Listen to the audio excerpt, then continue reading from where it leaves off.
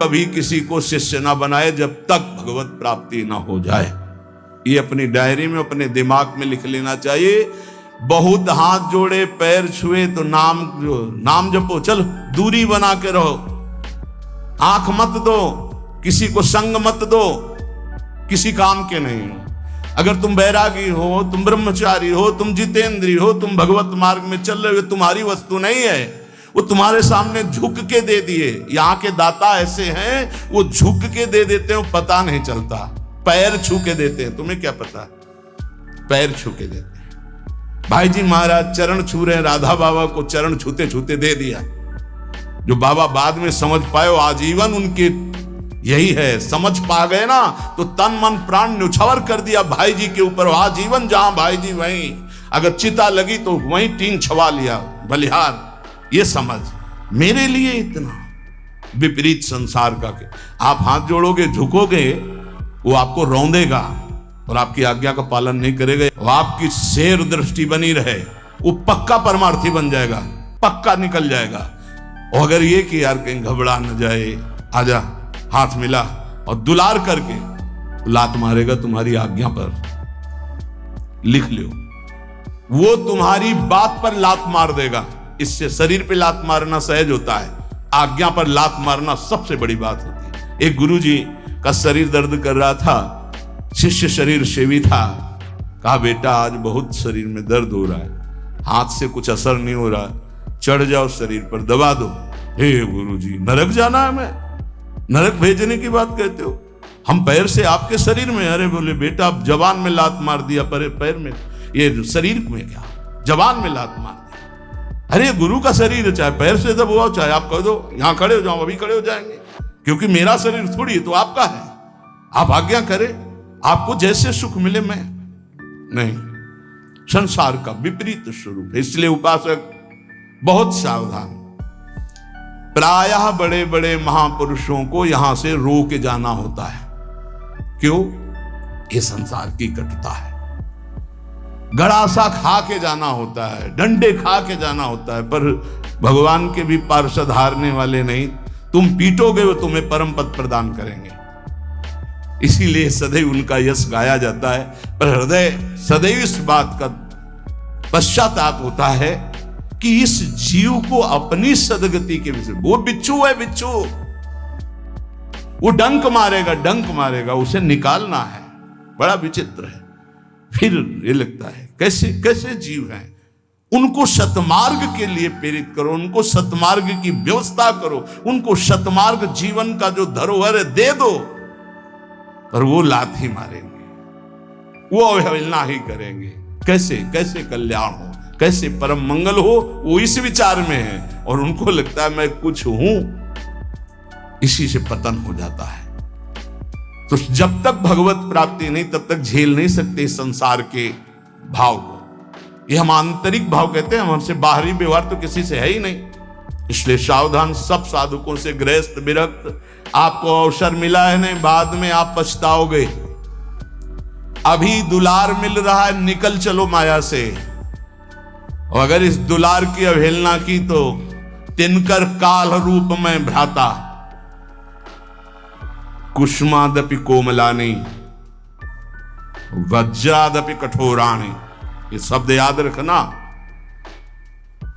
अगर आज्ञा का पालन करते हो तो कुसुम से भी कोमल है हमारी सरकार, और यदि उल्लंघन करोगे तो उनके प्रीतम तिनकर काल रूप में भ्राता, तो वज्रादपि कठोराणी। फिर कह रहे हैं करुणानिधि हैं, पर की बात कहा वो सुनत नहीं।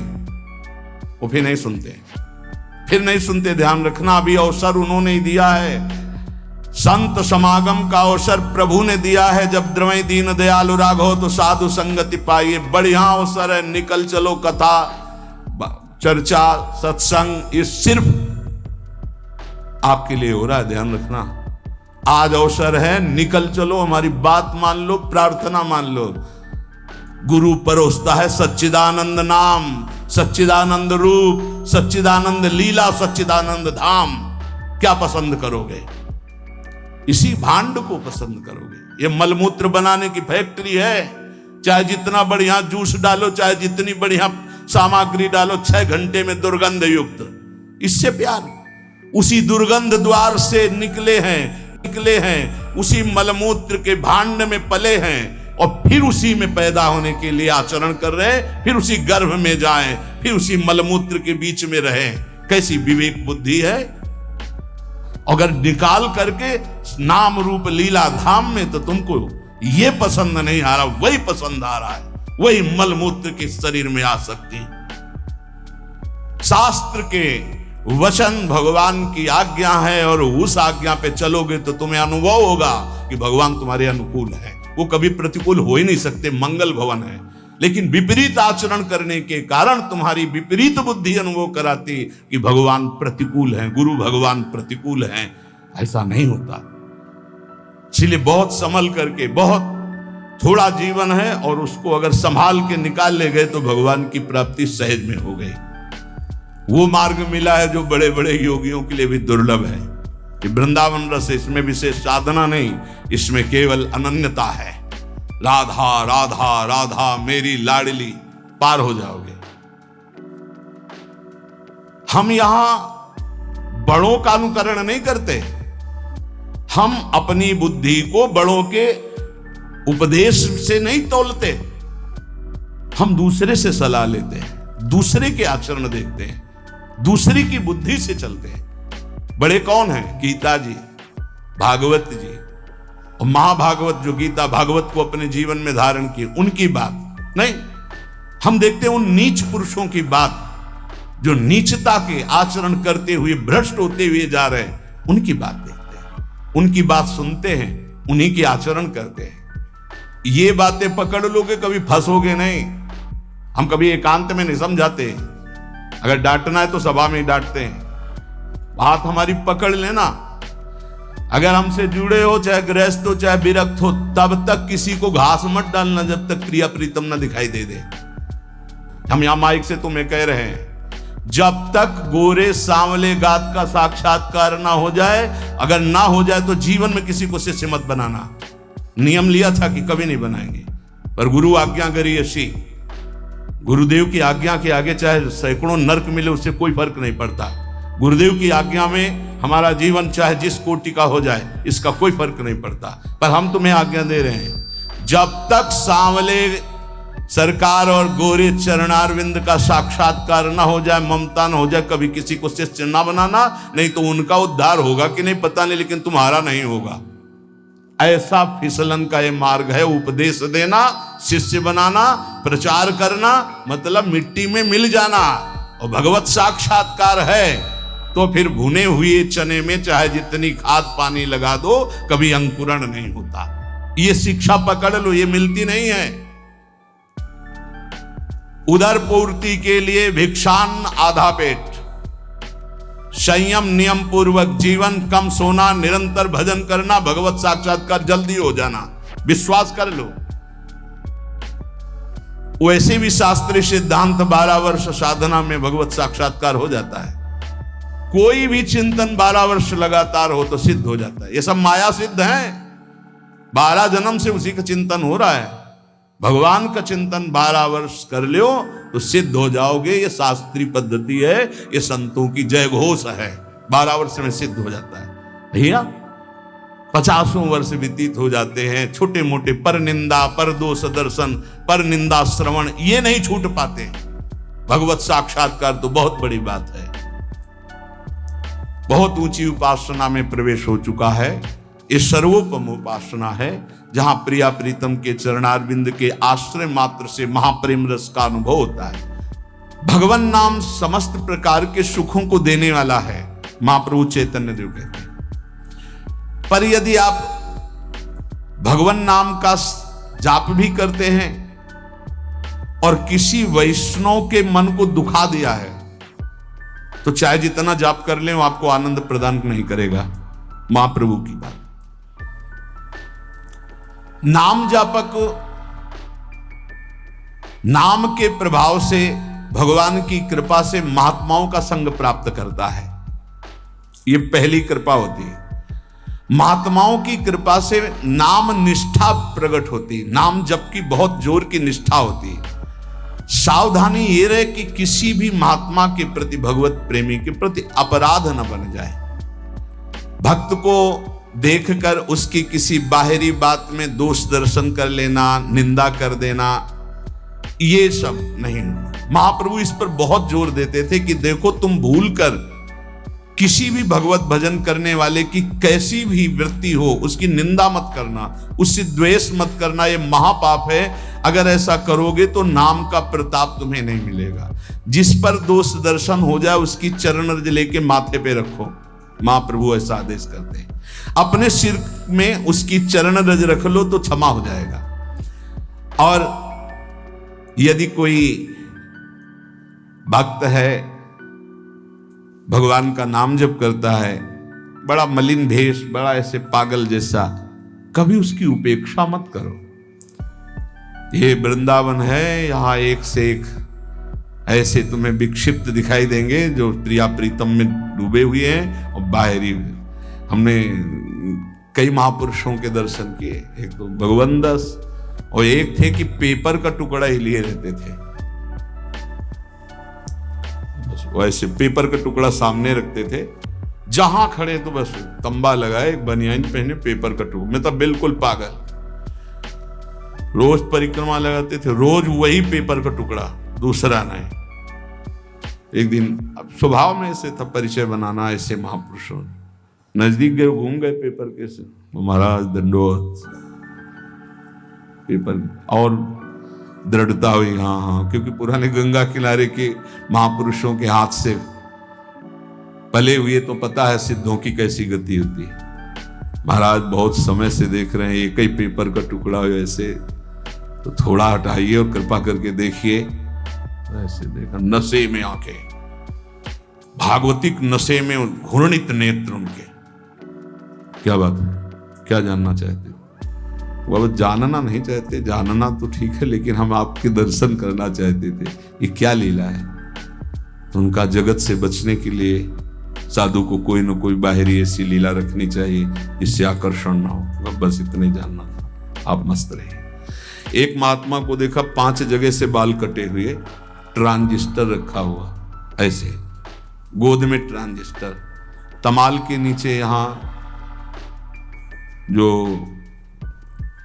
गोरे दाऊ की कुंज है इसके आगे, जब देखे तब बैठ, कच्चा परिक्रमा मार्ग था। नजदीक बैठ गए, उनका गाना तो सुनते नहीं आप, और बीड़ी पीते नहीं क्योंकि बिना जली लगी, और 5 जगह से बाल, जैसे किसी ने किसी को दंड दिया हो। क्या लीला है? बोले तुम्हें क्या मतलब? मतलब नहीं, पर आपसे पूछ रहे हैं ऐसे। बोले कैसे लगते हैं? उनका पागल जैसे। बोले इसीलिए। बोले इसीलिए। एक महात्मा दोना पत्तल जितने मिलते वो बोरा लिए रहते, उसमें डालते रहते, फिर बिछा देते, फिर डालते रहते। उनका महाराज इसका क्या मतलब है? तो उनका कैसे लग रहे? उनका लग तो ऐसे ही रहे आप जैसे कोई पागल आदमी ऐसे समेटता हो फिर बिखेर देता हो। हर चेष्टाएं महात्माओं की बाहरी पुरुष पकड़ ना पावे, उनकी बाहरी पुरुष पकड़ ना पावे, और स्थिति निरंतर। जब एक दिन उन महात्मा को सोच में पड़े हुए देखा जो बोरा वाले, तो उनका दूर रहना, दूर। तुमका क्यों महाराज जी? दवा लेना अति अनिवार्य है, आपकी हालत खराब। का प्रारब्ध भोग क्षय हो रहा है, दूर जाओ। बात भी मत करो प्रियता की, दूर जाओ। एक बोरा, एक लंगोटी और हाफ नेकर, क्या पहचानोगे? कैसे जालोगे? ये वृंदावन है, बहुत होश में। यहाँ ऐसा न समझना कि अगले पगले घूम रहे हैं, प्रिया प्रीतम के प्रेम रस में निमग्न है। तो यहां महाप्रभु चैतन्य देव के वचन कि जो नाम जापक का अपराध कर देता है, चाहे जितना नाम जप करे, उसके अंदर आनंद नहीं हो सकता। अभेद भक्ति कोई निषेध नहीं है, शास्त्र सम्मत है, क्योंकि समुद्र ही तरंगायमान हुआ है, कोई दूसरा तो है नहीं। पर तरंग में इतनी सामर्थ्य नहीं कि वो समुद्र प्रकट कर दे, समुद्र में ऐसी सामर्थ्य करोड़ों तरंग प्रकट कर दे। तो समुद्र है श्री कृष्ण और तरंग है सब ब्रह्म ऋषि। वो प्रभु का चिंतन करके, जैसे भक्ति सूत्र में लिखा हुआ है, देवर्षि नारद जी ने कहा है, तस्मित् तज्जने भेदा भावा, भगवान और भगवान के भक्त में अभेद हो जाता है, अर्थात जो भगवान वही भक्त हो जाता है। जानत तुम्हें हो जाए, सिद्धांत सिद्धांत है, ब्रह्मविद ब्रह्म भी भवति, वेदांत दर्शन में है। पर यह नहीं हुआ कि तरंग समुद्र को प्रकट कर दे, ऐसा नहीं हो सकता। समुद्र में प्रकट हुई और समुद्र में लय हो गई तो समुद्र हो गई वो, पर तरंग की सत्ता नहीं कि वो समुद्र प्रकट कर दे। समुद्र में ऐसी लाखों तरंगे होती, ऐसा महाप्रभु चैतन्य देव ने बताया कि भगवान शंकराचार्य जी ने ही ये लिखा है। तो उनका ये तो आचार्य का विनोद है। अच्छा, ये आचार्य का विनोद है, और ये आचार्य का विनोद नहीं है जो आप निर्विशेष ब्रह्म की बात कर रहे हैं। भगवान, फिर मैं अपनी बात को दोहराता हूं कि ये संसार से जो बहुत बुद्धिमान हैं, उनकी बुद्धि को घिसने के लिए ये बना हुआ है वेदांत, घिस घिस के सूक्ष्म करने के लिए। और जिस समय वो थक जाएंगे तो फिर हरीश शरणम ही निकलेगा, हरीश शरणम। सन्यासी जन जानते हो क्या? ओम नमो नारायणाय, ओंकार स्वरूप भगवान नारायण को नमस्कार है, तो बोलेंगे नारायणाय नारायणाय नारायण। आप देखो ना, भगवान की शरण में हो जाना, भगवान का नाम लेना, ये सब महाज्ञानियों में है, पाया गया। हृदय की शांति देखो, सामने श्री प्रबोधानंद जी जो प्रकाशानंद जी के रूप में, उनसे कह रहे हैं हृदय की शांति हुई। श्रद्धावान लभते ज्ञानम तत्परा इंद्रिया ज्ञानम लब्ध्वा परम शांति मचरेणादि गच्छति। परम ज्ञानी हो क्या शांति हुई आपको? ये तर्क, ये वितर्क, ये निंदा, ये स्तुति शांति के लक्षण हैं। क्या आप सब कुछ भूलकर कभी अपने में स्थित हुए भगवान शंकराचार्य जी की भांति? अब सभा में जब महाप्रभु बोल रहे तो तुम्हें हम सुनाते हैं भगवान शंकराचार्य जी ने क्या कहा। मत्स्यादि भीरवतारवतारवता सदा वसुधाम परमेश्वर परिपाल्यो भवता भवताप भीतो हम। आद्य गुरु भगवान शंकराचार्य जी बोल रहे हैं कि आप जैसे मत्स्य आदि अवतार धारण करके पृथ्वी की रक्षा करते हैं, भक्तों की रक्षा करते हैं, तो हे श्री कृष्ण, संसार ताप से संतप्त हुआ मैं आपकी शरण में आया हूं। आप सच्चे हृदय से मैं कह रहा हूं कि मेरी रक्षा कर लीजिए। ये क्या है? प्रकाशानंद जी ने कहा कि यथार्थ में तो आप कुछ भी कहें, लेकिन जगत असत्य है और जीव ब्रह्म है। जो लोग ये नहीं समझते हैं वो अज्ञानी हैं, ये भगवान शंकराचार्य जी ने कहा है। ये प्रार्थना, ये विनय तो व्यवहारिक है आचार्य की। जीव का परम लक्ष्य है मोक्ष प्राप्त हो जाना। प्रकाशानंद जी, अज्ञान का नाश होकर ब्रह्म स्वरूप में स्थित हो जाना, यही परम लक्ष्य है। प्रभु ने हाथ जोड़कर कहा, महाप्रभु चैतन्य देव, आप ज्ञानी हैं, आप पंडित हैं, आप शास्त्रज्ञ हैं, आप गुरु पद पे बैठे हैं, भला आपके सामने मैं क्या बोलूं? किंतु मैं फिर कहूंगा, मैं तर्क की बात नहीं कह रहा, हृदय की बात कह रहा हूं। विचारों को परिष्कृत कर लीजिए। चाहे आत्म प्रेम हो या श्री कृष्ण प्रेम हो, तभी विश्वास, तभी श्रद्धा, तभी साधना सार्थक। क्या आपको आत्म प्रेम हुआ? यदि आत्म प्रेम होता तो आत्मा के सिवा और कौन है? किससे तर्क कर रहे हो? किसकी निंदा की अभी तक? क्या रति की उपलब्धि हुई? आत्मरति? अब भी मान जाओ, प्रेम ही चरम लक्ष्य है, ये वाणी का विषय नहीं है। ये हृदय से होता है, और आपका हृदय अभी आवरण से युक्त है, अहम के आवरण से। डॉक्टर के सामने बैठे हो, क्या चलेगा?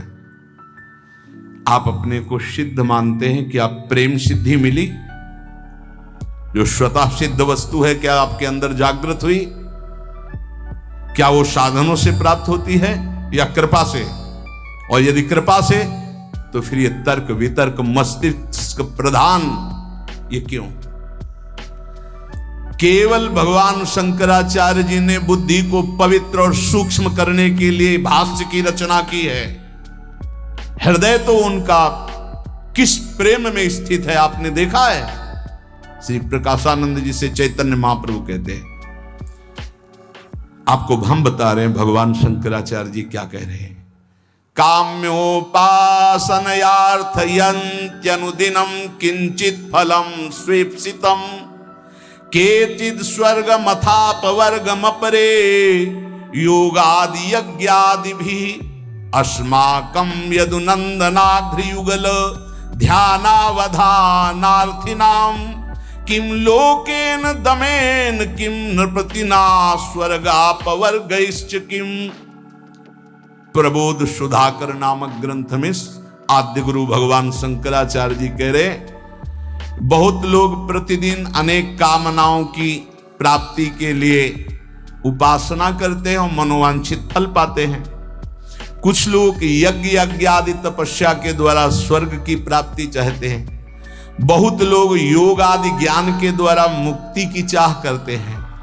किंतु हमें तो नंदनंदन श्री कृष्ण के पादारविंद के ध्यान में तत्परता पूर्वक संलग्न रहने से जो प्रेम सुख मिलता वो किसी में नहीं है।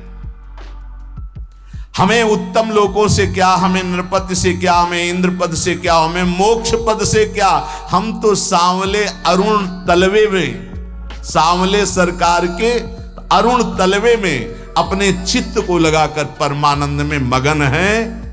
अब आप इसको क्या कहेंगे जो भगवान शंकराचार्य जी कह रहे हैं?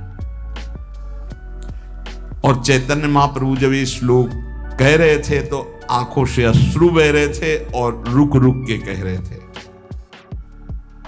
ये दृश्य और ये श्लोक सुनकर पसीना पसीना हो गए प्रकाशानंद जी। और महाप्रभु तो हा कृष्ण भावावेश एकदम आ गया। उनके निज जन कोई सभा में अब हिम्मत नहीं कि एक शब्द बोल सके। प्रकाशानंद जी पसीना पसीना हो रहे, आश्चर्यचकित हो रहे। अब उठे और जो उनको पंखा डुलाया जा रहा था उससे पंखा लिया और महाप्रभु के स्वयं से ये सब सन्यासी देखकर आश्चर्यचकित हुए कि जो परास्त्र करने के लिए तर्क कर रहे थे वही सेवा में।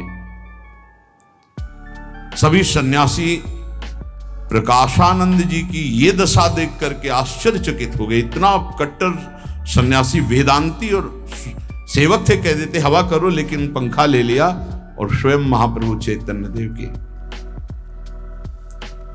जेव ही वो हवा कर रहे थे तो जो महाराष्ट्री ब्राह्मण महाप्रभु से नाचने लगे, हरि हरि हरि श्री हरि। बड़ी कृपा हो गई, हो कृपा हो गई, क्योंकि निंदा करते थे, आज पंखा कर रहे हैं। प्रकाशानंद जी के अंदर मन में आता, अरे चरण पकड़ ले, चरण पकड़ ले। साक्षात प्रेमावतार श्री कृष्ण ही सन्यासी रूप में है, तू इनके चरण पकड़ ले, क्षमा मांग ले। इनको निंदा की है, इनको कटुवचन बोला है, किंतु अब भी प्रतिष्ठा का थोड़ा काफी तो हट गया, क्योंकि स्वयं पंखा कर रहे, पर चरण पकड़ने की हिम्मत नहीं हुई। हृदय से बार बार चरणों की तरफ देखते मन आता कि दौड़ के लौट जाऊं, पर फिर शिष्य है ना, बहुत ही प्रतिष्ठा बहुत ही खतरनाक होती है। तो बड़ी कृपा है बड़े महापुरुष की कि इतना बड़ा किला प्रतिष्ठा का टूट गया नहीं, बहुत बड़ा आवरण है। लोक लज्जावश समाज के बस चरण तो नहीं पकड़ पाए, पर हृदय टूट गया। महाप्रभु कृष्ण कृष्ण कृष्ण, फिर बाह्य शुद्ध हुई और हाथ जोड़ा और एकदम खड़े हो गए और वहां से चल पड़े।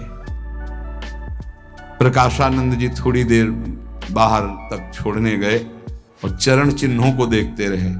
और जब सब सन्यासी इधर उधर हुई तो चरण रज लेके कि अब इससे तो वंचित ना हो, चरण रज जेव ही लगाई बांध टूट गया।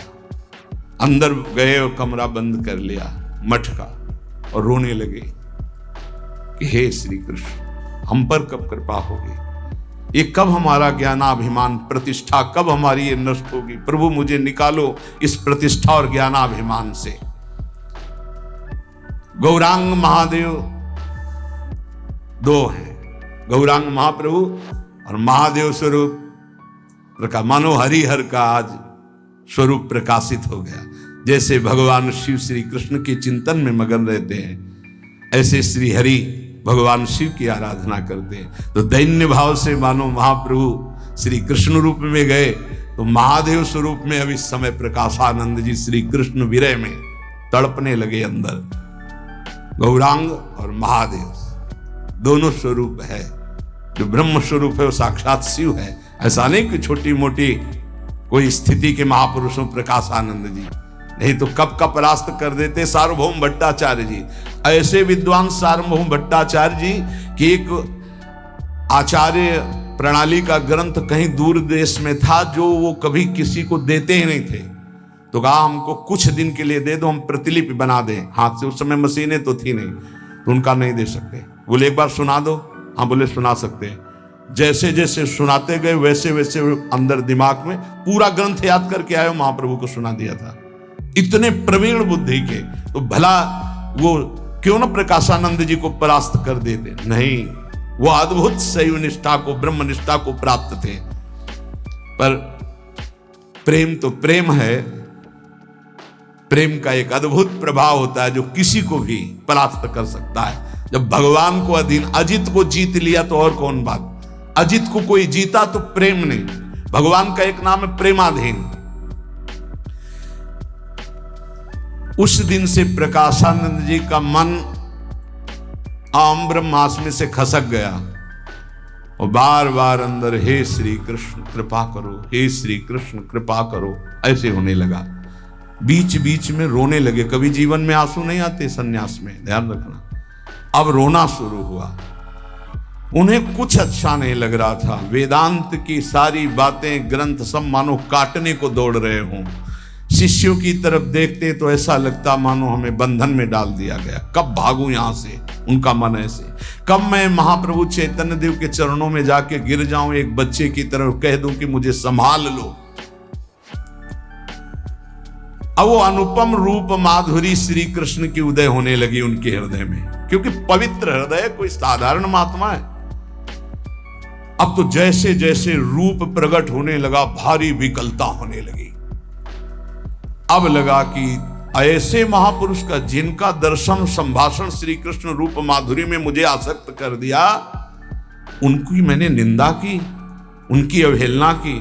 एक बार उनके चरणों में पड़ के रोऊं, क्षमा याचना करूं, पर कैसे कैसे करूं, कैसे उनके चरणों में पड़ूं।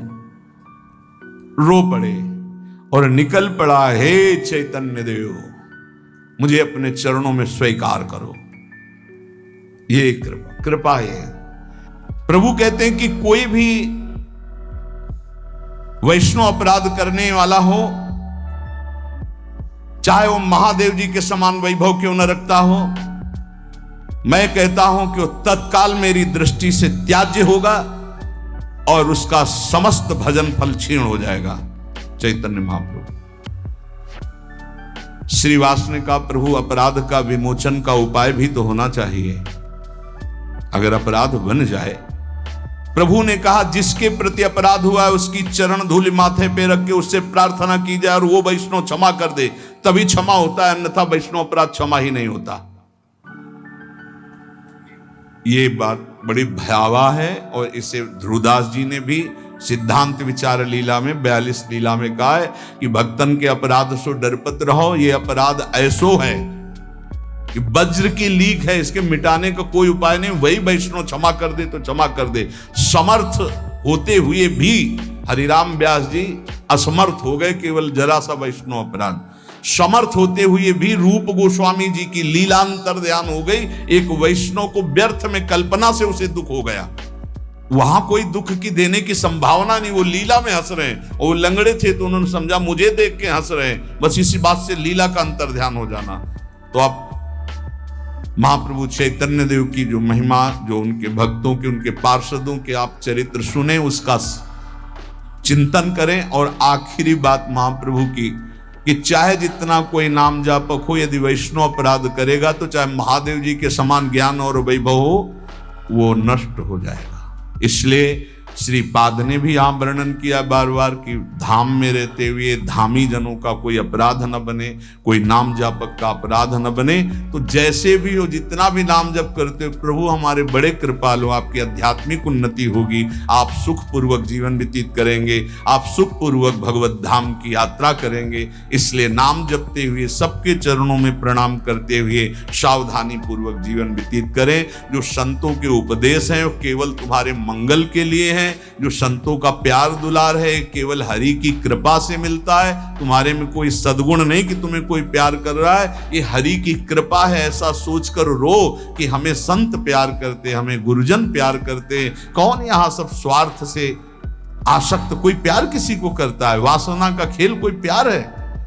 संत गुरुजन शास्त्र सम्मत जो तुम्हारे को उपदेश करते, इसे प्यार समझो। तुम्हें जो डांट लगती, जो तुम्हारा तिरस्कार होता है, इसे प्यार समझो। अगर ये प्यार सह गए तो प्रेम को प्राप्त हो जाओगे। नाम जपते हुए सावधानी पूर्वक नाम को बढ़ाइए, नाम को बचाइए और नाम को पचाइए। नाम जापक से कोई अहंकार भरे वचन, कोई अहंकार भरी चेष्टा, कोई दोष दर्शन, कोई निंदा, ये ना होने पावे। बहुत सावधान रहोगे तो जीवन मंगलमय हो जाएगा। शेष चर्चा आगे। श्री राधा वल्लभ लाल।